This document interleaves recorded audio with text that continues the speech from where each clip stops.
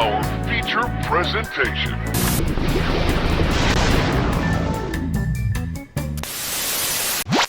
On April 15, 2010, Microsoft shut down the original Xbox Live 1.0 service, essentially putting hundreds of titles offline for over a decade now. One of those games happens to be the original Halo 2. Not only did it offer a compelling online multiplayer suite for its time, but also innovated in being one of the first games to offer a party matchmaking feature, something that we take for granted today. Nearly 14 years later, and a team going by the name Insignia has fully restored Halo 2's Xbox Live services, essentially creating a time capsule from the year 2004. In today's video, I'll be taking down memory lane and revisiting this game's multiplayer, as well as checking out the community surrounding it. This is Exploring Halo 2's Online 20 years later.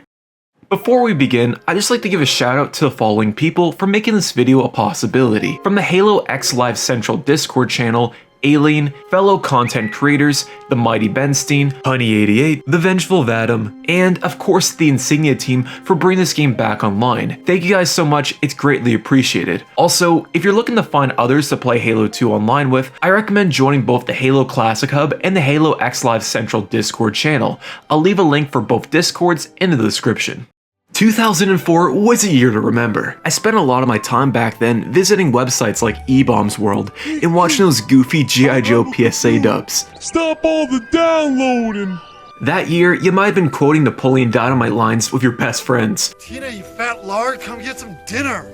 Released late in 2004 was arguably one of the best original Xbox games, that of course being Halo 2. The Halo series back then was still relatively new. Halo Combat Evolved took the world by storm when it released alongside the original Xbox, not only being a must-own title for the console, but also making the brand a household name overnight. Since Halo Combat Evolved released 1 year prior to the Xbox Live launch, it didn't offer any sort of online connectivity, at least on the Xbox. However, Halo 2 was not to only capitalize on this new format, but take the opportunity to innovate and make it even more accessible. Halo 2 was the first video game that I played over the internet. Just the idea of being able to play with other people without needing to be in the same room, or even split screen for that matter, was mind-blowing at the time. I vividly remember spending summer of 2007 playing Big Team Battle in anticipation for Halo 3 later that September. So what's it like playing it again 20 years later? The Insignia team has done a tremendous job here in pretty much restoring every aspect of the Halo 2 Xbox Live experience. There is both a built-in friends list as well as a fully functional clan system that supports up to 100 players. All the social capabilities of this game have also made a return, giving you the option to send text messages to each other and inviting people to your party. You can even send voice messages to each other too, which is never a dull moment. Ask everyone, please do not announce to the server when you are going to masturbate. Now, in order to play Halo 2 again over Insignia, you'll need to have all the DLC installed on your Xbox. If you don't happen to have the Halo 2 multiplayer disc, thankfully you still have the option to download directly from the console itself. It's just a little slow. The matchmaking services work just how you would have remembered it. The did you know messages are still here, and the voice chat functionality works perfectly. Oh, it's Mark 3. What's up, Mark 3? Sometimes matchmaking can be a little troublesome. Most of the time it's flawless, but there are some instances where it'll kick you out randomly. No RBV. Here we go again. If I remember correctly, it used to do this back in the day, so as long as you have some patience, it'll eventually connect you to a lobby. In terms of playlists, you have 10 to choose from at the launch of this service, with the team planning on adding more in the near future. Speaking of which, each playlist in Halo 2 offers something slightly different than each other. Depending on what you choose, it can be either ranked or unranked. The unranked modes are ideal if you want to practice or just play the game for the hell of it. It's generally not as nearly as intense or sweaty, and it's much more approachable if you're looking for more of a casual experience. 30 seconds remaining. Meanwhile, rank functions much more different. You're given a rank starting at level 1, with the score increasing depending on your performance each game. What makes this unique is that your rank can actually decrease if you start to lose matches. On top of this, your skill level is matched with other people, which only encourages you to play smarter and better. In my opinion, this system is quite underrated. Instead of having an arbitrary number determining your skill level, you're constantly required to keep working hard in order to maintain a high rank, which makes it even more rewarding to hit the level 50 cap in Halo 2. Back on the topic of playlists, there's actually a good variety to choose from. Let's start with Rumble Pit, which is a free-for-all playlist made up of both smaller and medium-sized maps. If you're new to the game, I recommend sticking to this playlist since it's not ranked and a lot of people tend to gravitate towards it. Then you got classic ones like Team Slayer and SWAT. Team Slayer is Halo's version of TDM, but has the distinction of being one of the ranked playlists. Like Rumble Pit, there is a bigger player population here, but it's a lot more sweatier. If you want more of a competitive experience, this is for you. Meanwhile, Team SWAT functions much more different than Slayer. Everyone spawns with either a battle rifle or a carbine. There's no shields or a radar, and basically it's up to you to know where the majority of people spawn at. Kills are nearly instantaneous here, as a single headshot can take out a fella. And how could I forget Big Team Battle? Basically, this is a mixture of objective and Slayer game modes with up to 16 players per lobby. It's always pure chaos, especially on maps like Coagulation, but that's kind of the charm of it. One aspect that I really liked is how the game will shuffle through random variations of the actual game mode. Instead of it just being the same old boring Team Slayer each time, the game will choose fun variations of the mode instead. One of them was called Team Rockets, which spawns everyone on the map with a missile launcher, while another was called Plasma Swords, giving everyone a plasma sword and a few grenades for good measure. This helped keep the experience fresh, and I wish more competitive first-person shooters would embrace this design. Halo 2's combat system still plays quite well for a game that released 20 years ago. Whenever you spawn, you're given either an SMG or a battle rifle depending on the game mode that you're playing on. The SMG is great at taking people out close range and has the added benefit of a larger magazine. However, it becomes less useful in long-range combat and takes more bullets to actually kill someone with. 1 minute remaining. Meanwhile, the battle rifle is ideal for mid to long range combat. The downside is that it's limited to a 3-round burst, and the magazine size is somewhat small, leaving you vulnerable if you're not careful. The best part of the system is how it encourages you to experiment and combine weapons together. For an example, using the plasma pistol to take out someone's shield, then quickly switching to an SMG to finish them off is a great way to get a quick and easy kill. Halo 2 was also the first game in the series to introduce dual wielding. Not only can most weapons be used in this mode, but also allows you to mix them up as well, giving you even more variety on how you want to approach the gameplay. In short, Bungie really doesn't miss when it comes to building refined combat systems, and Halo 2 doesn't disappoint in that regard.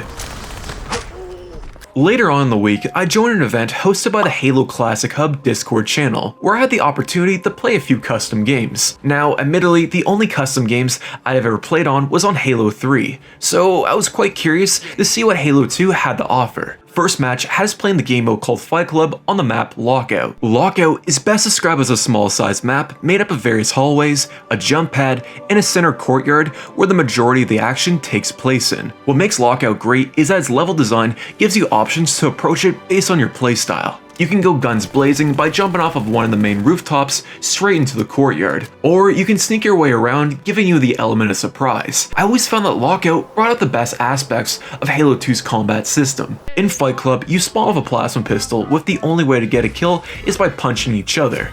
Not for nothing, this was a lot of fun. Landing a punch here was oddly satisfying and offered a nice change of pace. Now, I joined in last minute, so I didn't necessarily have much of a chance to really dive into this mode. That being said, out of all the custom game modes that I did play on, this was easily my favorite one. Then, we jumped onto another game mode called Golden Showers on the map Backwash. I never knew Backwash even existed in Halo 2, and I think I might know why. Turns out it was removed from Matchmaking in April of 2006 due to performance issues, being the only Halo 2 map not featured in any playlist. It's a shame because the whole aesthetic and environment in Backwash is quite unique. It's set inside the swamp-like area with a tower centered in the middle of the map. Since there is a heavier use of fog on this level, you really don't know where people are half the time. Personally, I really like this aspect, as it gave Backwash its own distinct identity. Its design kinda reminded me of something straight out of Jet Force Gemini from the Nintendo 64. Anyways, Golden Showers is essentially Slayer, with everyone spawning with a sentinel beam. Getting kills with a sentinel beam is challenging at first. It takes about 4 seconds for being locked onto someone to actually kill them. Meanwhile, you're also dodging other people beaming you at the same time. It's a silly mode, and I didn't find it nearly as fun as Fight Club. Then we played on more of a traditional game mode called Cap Gamer on good old Foundation. Foundation is one of those maps you either love or hate. Its size is quite small and the general flow to it is much faster than other maps in this game. Foundation's layout resembles an arena made up of 4 enterable bases that wrap around the level. There is a center point where either a plasma sword spawns or the actual objective. The actual game mode Cap Gamer is quite interesting. It functions like one flag CTF, but this time it's made up of 4 separate teams. Honestly, I really like this one too. Having 4 separate teams fighting against each other is a lot more interesting than just 2. Foundation also complements the chaotic nature of this mode quite well.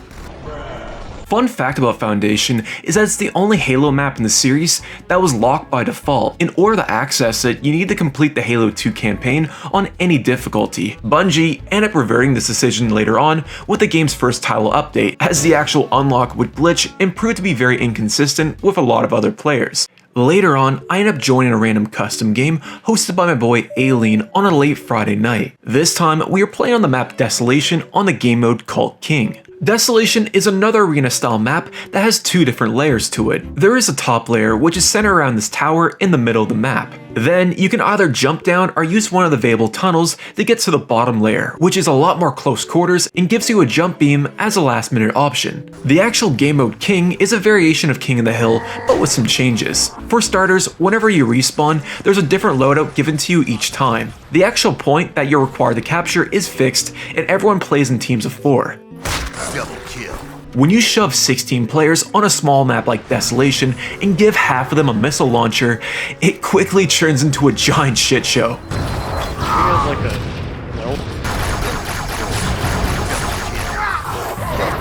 The blue team had the lead and just needed 3 more seconds on the point to win the game. Somehow, they managed to screw the pooch. Oh, no! Get out of here, Green! And yellow team out of nowhere had a massive comeback, which eventually went on to win the game. No, not possible. Although Halo 2 lacked the ability to build your own creations like it could with Forge, I still thought the custom games here were just as original and enjoyable, quite like its 360 counterpart. Afterwards, we ended up playing CTF on Zanzibar. Zanzibar has always been one of my favorite maps in this game for simply how balanced its design is. You can approach it either by driving a Warhog straight into the enemy's base, or taking more of a stealthier approach and sneaking inside instead. The options at your disposal here are endless, and it never seems to get too old. During this match, my teammate Hazmat ran over this dude, then proceeded to honk at me. I jumped into the Warhog and instantly got ambushed by the opposing team. Out of nowhere, the Warhog went flying, leaving just myself on the turret. I tried my best to fight them off, which eventually led me to being pushed into that windmill thing, causing the Warhog to spontaneously combust in a rather violent fashion. We eventually played Assault on Zanzibar later on that night. This time, I was in charge of driving the Warhog. We made it into the enemy's base, and after nearly avoiding a random ambush, my boy Ben successfully planted the bomb, sending me flying. Later on, we ended up losing the match unfortunately, but I still had a lot of fun.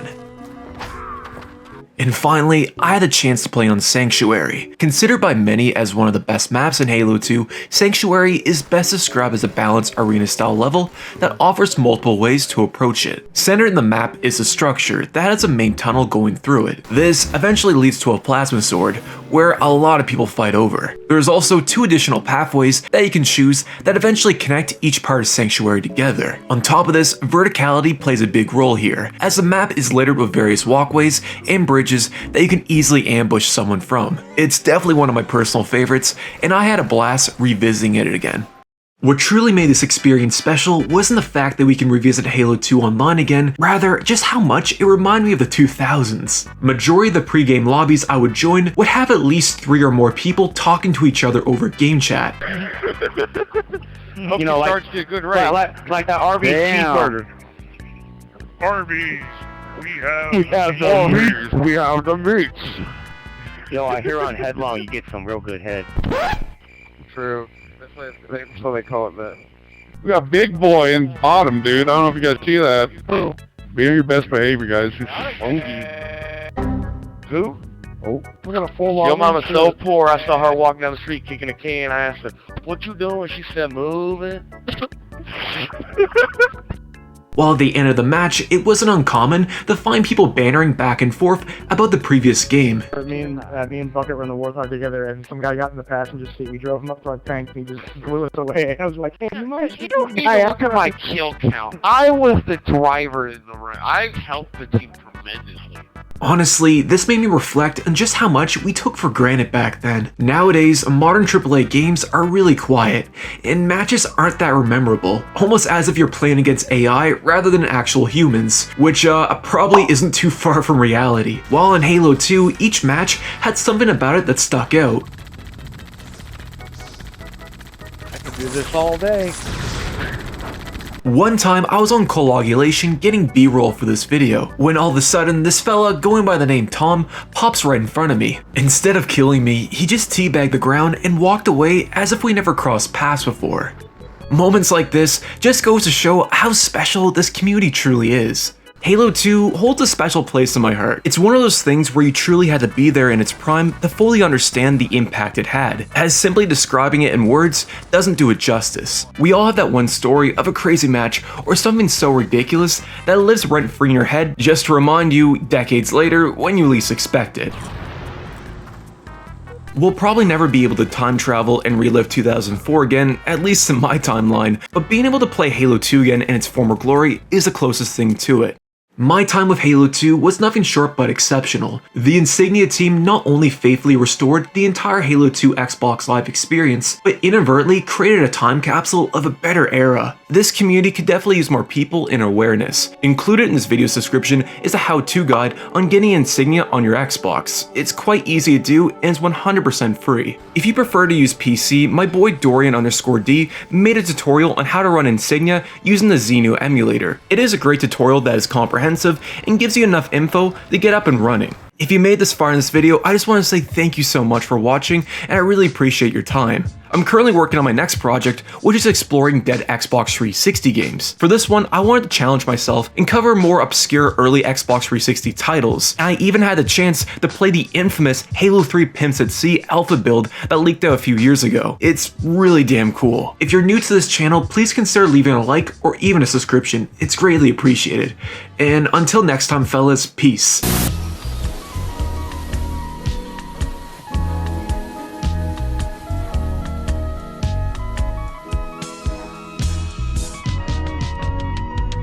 Yeah, this is Mark 3. on YouTube saying his gamer tag was gonna be Lunar Doomer 98.